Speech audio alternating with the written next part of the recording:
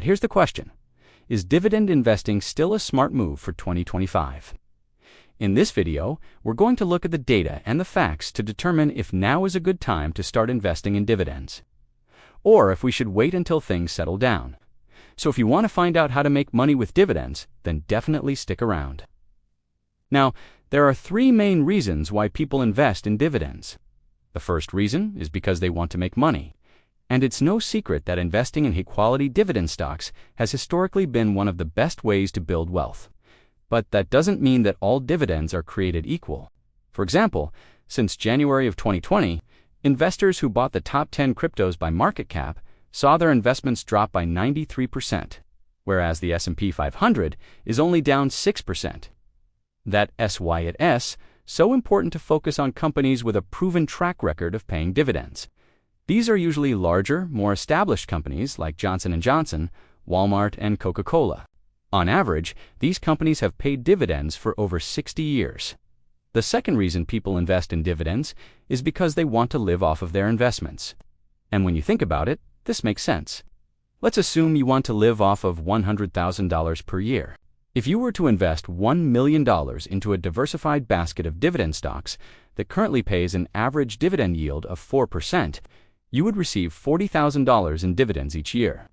The nice thing about this is that unlike with index funds, where you'd have to sell shares to receive income, with dividends you can typically reinvest your dividends and buy more shares without having to sell any shares to begin with. This is what's known as a dividend reinvestment plan, or DRIP. The third reason people invest in dividends is because they want to protect their capital. And given the current state of the economy, this makes sense. Larger, more established companies tend to weather recessions better than smaller, more volatile companies. And these are the same companies that pay dividends. That's because these companies usually have a competitive advantage. A competitive advantage is something that allows a company to produce goods or services that are either lower cost or differentiated enough that customers will continue to buy them even during tough economic times. For example, if I wanted to buy a brand new iPhone today, I'd probably go with an iPhone 14 Pro. It costs $999. But if the economy took a downturn and I lost my job, I could easily switch to a less expensive iPhone, say, which only costs $429.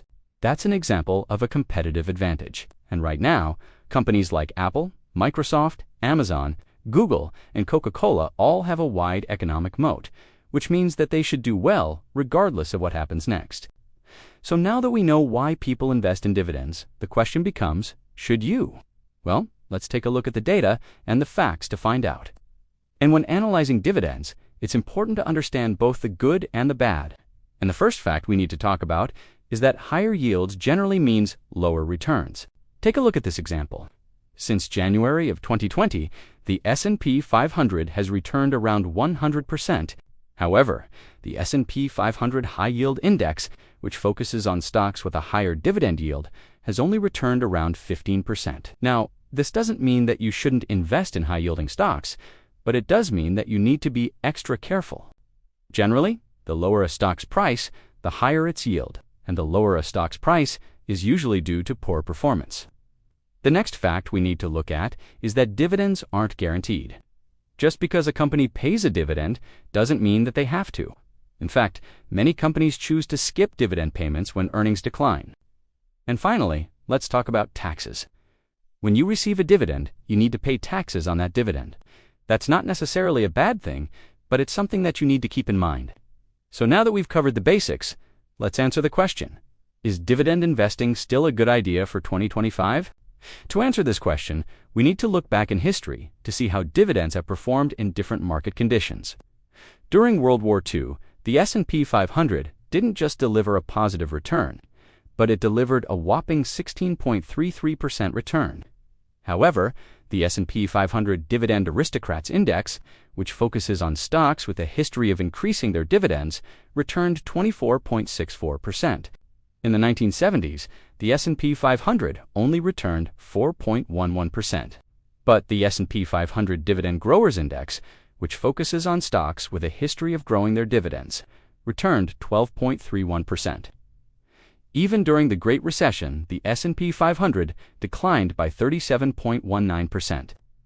but the S&P 500 Dividend Aristocrats Index only declined by 25.69%. That's why dividend investing is so powerful.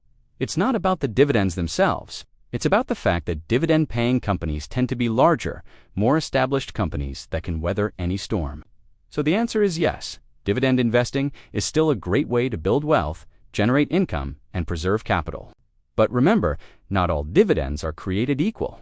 Just because a stock pays a dividend doesn't mean that you should buy it. Do your research and only buy high-quality companies with a proven track record of paying dividends. Thank you so much for watching.